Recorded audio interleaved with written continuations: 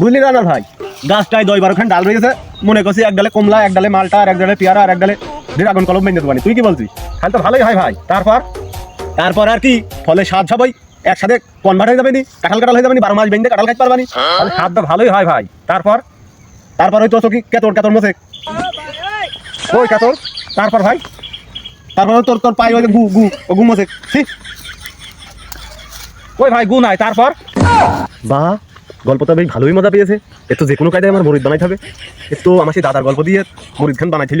তারপর আর কি, তারপর ওই একদিন আমার দাদি হইলো ধান সেদ্ধ করে উঠোনে নেড়ে দিয়ে এলো। তারপর আর কি, তামান দেশে চড়ুই পাখি শালিক পাখি দিয়েছে আমার দাদির ধান খেয়ে নিত। তারপর আমার দাদা সেই ছেঁড়া জাল খান বের করলো। তারপর যখন আমার সেই দাদা জাল খান চাইলে যাহা মাইলো, সেই পাখি সব মোটই জালের ভিতর আটকে পড়ে গেল। তারপর ওই যে কলাম না, যে একটু ছেঁড়া ফুটো ছিল, ওই ফুটো দিয়ে একটা চড়ুই পাখি ফুরুট। তারপর ওই যে কলাম ফ্লুট। তারপর ভাই ফ্লুট। তারপর ভাই ফ্লুট। তারপর ভাই ফ্লুট। তারপর ভাই ফ্লুট।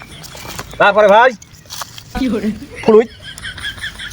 তারপরে ভাই ফ্লুট। তারপরে ভাই ফ্লুট। তারপরে ভাই ফ্লুট। তারপরে ভাই ফ্লুট। তারপরে ভাই ফ্লুট। তারপরে ভাই